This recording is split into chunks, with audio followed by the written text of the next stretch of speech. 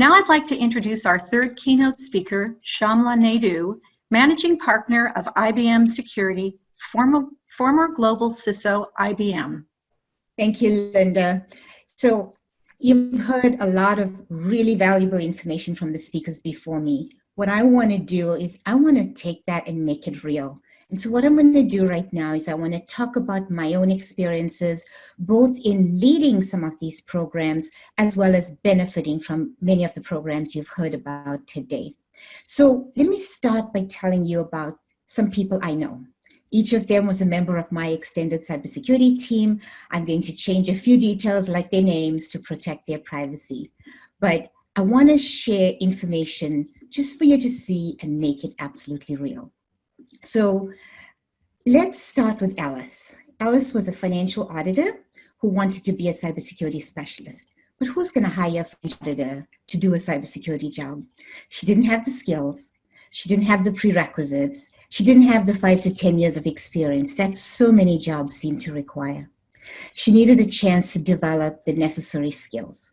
But most importantly, she needed someone to give her that break to enter this field. She found it at IBM, in my team. She got a chance to follow her heart. We helped her to build up her skills from scratch. And after 2 years on the job, discovered a major vulnerability piece of well-known commercial software from a very large and very popular vendor. We paid millions of dollars for that software, as did many other companies. And after discovering this vulnerability, she was engaging with the software community, with the software company to explain her methods. She just needed that first opportunity. And with that opportunity, she excelled beyond expectations. She was grateful for the opportunity, and we remain grateful for her contribution. Her colleague, Diego, had just returned from military service. He had lots of experience in tactical operations, but none in cybersecurity. He learned on the job at IBM. He excelled in ways that surprised himself and surprised people who knew him, but he earned the respect of highly skilled experts in his team. Let's meet Rekha. Rekha earned a PhD in computer science. She had a rewarding career. 20 years ago, she dropped out of the workplace to go raise her family. When her kids grew up and left home, she wanted to head back to the workplace. Unfortunately, her skills were 20 years out of date. She struggled to even land an interview. We hired her at IBM, and now she's one of the best researchers we have ever hired. And so I tell you these stories to make a point. Typically, leaders hire for skill and experience. Job descriptions read like laundry lists of requirements, 10 years of this, 5 years of that. And frankly, it's not working. There are only so many people with 10 years experience in most recent technologies. Sometimes you ask for 10 years experience in a technology that hasn't even been around for that long. And so, we have not been able to manage the skills for the last decade. And in fact, over time, it's gotten worse. If we all hire that way, we'll never develop the necessary skills in the kinds of volumes we need. And what happens to communities represented by people like Diego or Alice or Rekha? What happens to their families? They are effectively shut out of the cybersecurity job market. And frankly, we can't afford that, not only because of them, but because the problem for CISOs is that there's a shortage of skills in the field. And the shortage has been recognized by cybersecurity experts and leaders for years. And it's increasingly being recognized within the broader business community. And you heard here that it is even being recognized at the highest levels of government. And there's no relief from this very real, very serious problem. And yet, we as CISOs are still expected to secure companies. We are expected to keep up while innovation shows no sign of slowing down. And CEOs want continuous and sustained business growth. And for the most part, the only way you get that is by introducing and implementing a larger digital footprint, which naturally increases the cybersecurity problem. And on top of all that, our responsibilities have increased significantly. As the world becomes more digital, we are increasing our digital footprint, we are increasing our reliance on advanced technologies, and therefore we are increasing our exposure to attack. We need more qualified people to do the work, and more importantly, to secure our digital future. So how are we going to do this? Right? Many of us look to NIST for guidance. And while the NIST framework has designed for US critical infrastructure, it has quickly become an accepted guide and operating model for delivering secure outcomes, even in commercial enterprises. The 5 major areas of the NIST framework kind of guides us to make sure we have, a section or a category to identify risk. Risk to our people, risk to our digital assets. There's a section for protect. How do we build safeguards to proactively protect our digital assets and limit the harm?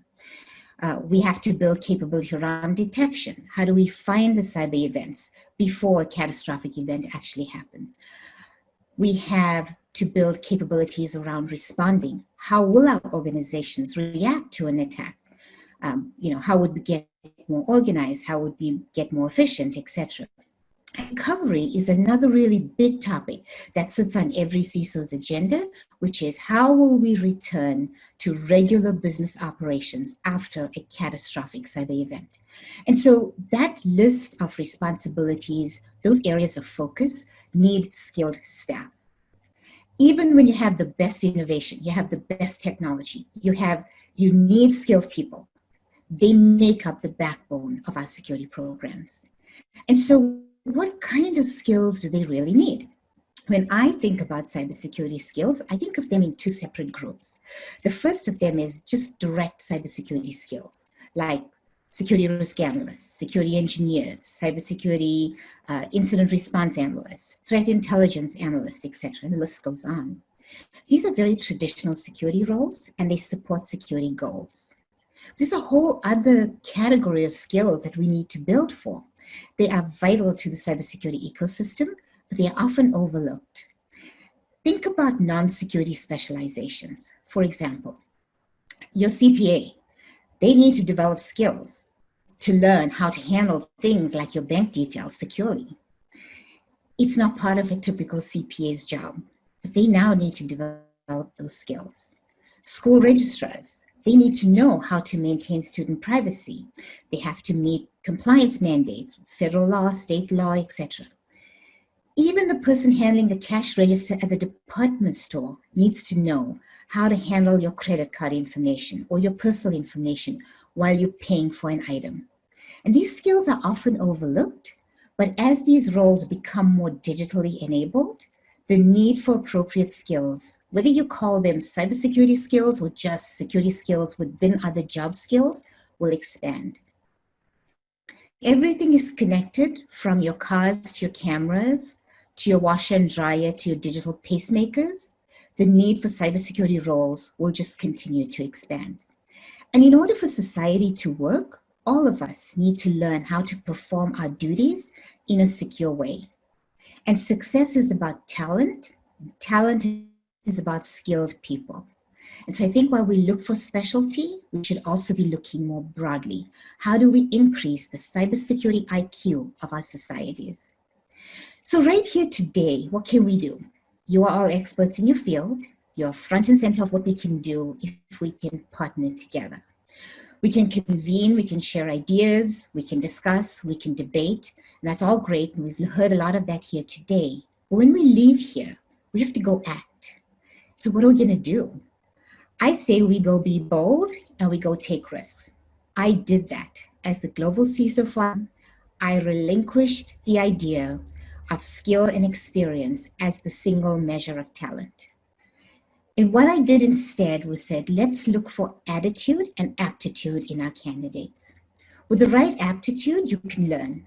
With the right attitude, you will learn. And so once we hired candidates with the right aptitude and the right attitude, we used internal methods to develop their natural talents. Let me share a little bit more about what we did. But before I go there, schools and educational institutions are augmenting methods, they're augmenting contact. And at many schools, you cannot graduate without taking required technology-related classes. And when I teach, I tell my law students, you cannot litigate subject matter that you don't understand. So similarly, for cybersecurity practitioners, you cannot secure what you don't understand.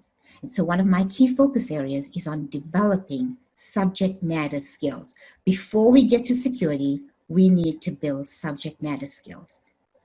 Now, schools, higher education, independent training programs, on-the-job training, apprenticeships all have a role to play in workforce development. But security leaders are looking for new hires who understand how they fit into commercial enterprises or any enterprise, how their role interfaces with other technology functions, how their functions create business value to the companies. And so a lot of that is about context. And some challenges that hiring managers face. Most new hires don't know how to apply the conceptual knowledge that they gain into business processes. And conceptual skills may not always translate to specific security outcomes that are needed in the workplace. Cybersecurity programs are most successful when security is part of every role. And as I said, the cybersecurity IQ needs to be elevated. So let me talk about how we address these challenges at IBM. We did what every company does at first. We hired from other companies, we brought in summer interns, we hired college graduates into entry-level roles, etc. But to build teams at scale, 8,000 cybersecurity professionals, 80,000 developers, and hundreds of thousands of other technology professionals takes much more than the regular recruiting actions. We did some things, we did some creative things, we did some things very early on. Let me share some of those. So instead of hiring white-collar workers, like people would hire blue-collar workers, IBM coined the term new-collar workers. And these are workers that have no formal degree, but they are able to do a particular job. They might have skill, they might have experience, they might have knowledge, but they can do the job. So we took the position that no degree, no problem. You can still work for us. Second thing we did this very early on. I want to say at the beginning of this decade, so 2011, IBM pioneered a program called Pathways to Technology. The program was redesigned, high school curriculum, so students who follow the specialized curriculum will fulfill the requirements of both a high school diploma and an industry-recognized associate's degree upon graduation. So you come out of high school, you have an associate's degree, you have knowledge that you've gained in that curriculum, as well as met the requirements for a high school degree or diploma.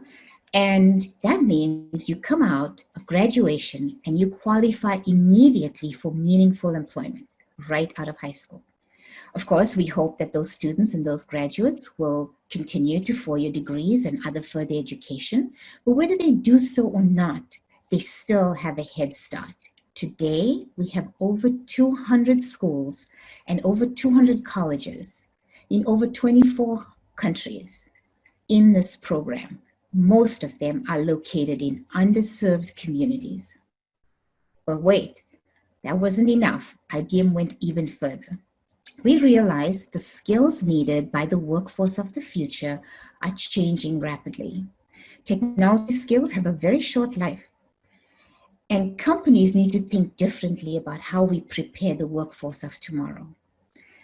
And we have to navigate that balance between the short shelf life of the skills and how we prepare the workforce of tomorrow. And so the digital future with artificial intelligence, for example, is expected to change all jobs in some ways. The responsibility has shifted to companies to train workers and to create apprenticeships to fill the void in workforce learning. In my experience, my observation, apprenticeships are one of the most successful types of work-based learning. It's making a choice to build your skills versus to buy your skills. We chose to build. Rather than to compete in a very tight labor market for cybersecurity skills, we created a prescribed learning journey, including some theory and foundational knowledge and subject matter expertise and skills. And then the apprentice joins an on-the-job learning program where they learn the job role, they develop competencies and skills, while they're also becoming proficient in the specific role. In this way, we build the workforce that we need when our business shifts and pivots our workforce can shift and pivot because we can just go back and we can augment our program. This method is not without significant effort. My peers tell me that they are already short on resources. They are already short on skills. They cannot dedicate limited resources to teaching these inexperienced people, no matter what their attitude or aptitude is. Well, we have two choices as practitioners. We can dedicate the resources and create the talent, or we can partner with others to dedicate the resources and create the talent. But we cannot not create the talent. We have seen the benefits to the employer. I have been a beneficiary of the benefits of such programs and such thinking. We at IBM are currently graduating about 400 apprentices a year, and we have been doing that for a couple of years. Started off slowly and has accelerated over years. And out of those apprentice graduates, we have hired over 90% of them permanently. We benefit as a company since that solves part of our skills gap. But let's just think about it from the other side. Let's look at what's in it for the apprentice. If you're a prospective apprentice, let me tell you what are some things that you should look forward to. You build very marketable skills. Because remember, we are teaching skills of the future. So you build marketable skills, you will earn while you learn. Most of our apprenticeships are very short. They 1 year. A few could last as much as 18 to 24 months, but that's a very short path to a very long career.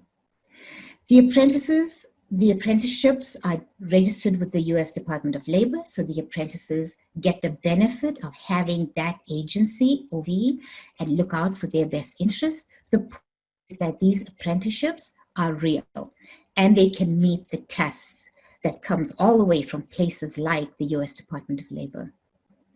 Our current apprentices range in age from 19 to 59. We've got people in the program, everyone from someone who was a barista at the Starbucks to a dairy farmer. And I think my point is that there's a lot of opportunity. There are no tests and no exams to qualify to get into these apprenticeship programs. Of course, there are some things that we do want. Let me tell you that's what you will get. Let me tell you what we would expect in return. An appetite for learning, a passion for technology, determination to succeed. You gotta bring your energy. You gotta be creative in problem solving. You gotta thrive in teams. And you have to have the ability to adapt and pivot as the market changes. And if you're willing to take ownership of that, it is not so hard to qualify for our apprenticeships. So let me talk about how I did that, right? In my own team, we created such a program. Let me tell you how we made this work. We structured the teams for optimal learning. We created small agile teams, 8 to 10 people who co-located, and whether they were working together in an open plan office or in the cafeteria or in a conference room, they worked together. Everything was done together. The idea was that half of the team were highly experienced and the other half were people like, as I talked about, Reka and Diego and others. The team stayed together while the work changed. Accomplishments belonged to the team rather than to individuals. And so that created an environment for accelerated learning, but it also created the incentive for sharing and, the teamwork and the collaboration. Some results we saw. In the first 90 days, we saw a distinct reduction in productivity. And that was expected. It was an investment I was willing to make. The company supported that approach. And the idea was that we knew we were going to make that investment and we were going to reduce our productivity. So we lost about 30% of our productivity in the first 90 days. And that is of those experienced, skilled people as well. What we found, though, that is in the next 90 days, our productivity kind of got closer and closer to what we would expect from a, regular team. Over the third quarter, the next 90 days, we found us accelerating beyond the expected productivity of teams. And a couple things I think that created that outcome for us was the commitment. People who are given such opportunities will give you both loyalty, commitment. When they bring that passion, they bring the team spirit, they bring their energy, and the teamwork and problem solving together creates cultures that naturally lend themselves to increased productivity. So what we actually saw is, even though we sacrificed in those first few months, we were able to make up the ground in further months. And frankly, ever since, we are now looking at those teams. The results are tangible, the results are measurable, and we have got both retention and increased productivity. And now those teams are converting to becoming really high-performing teams. And so, I feel very fortunate I was able to be a beneficiary of those kinds of constructs. But, I'd be remiss if I didn't call out the fact that there are more social benefits out of such a construct. Multiple programs have been set up over the past few years to address the skill shortages, from academic specialty programs, certifications, accreditations, vocational training, to these apprenticeships. And all have helped in different ways, but still marketable cybersecurity skills are in short supply. And so the industry needs a better, faster way to attract, develop, and retain suitable talent. We have enormous opportunity here, and I think I heard it from some of the other speakers. We have enormous opportunity to address the skill shortage, while we also address the social inequity and the limited professional opportunity that exists in some communities. Providing job opportunities in underserved and underemployed communities will reduce the critical skills shortage, and it will generate value for companies like me, but it will also generate value for communities and dignity for individuals. And this will be a positive outcome for all parties. And so I urge you all to not let this opportunity pass. Thank you so much for your time.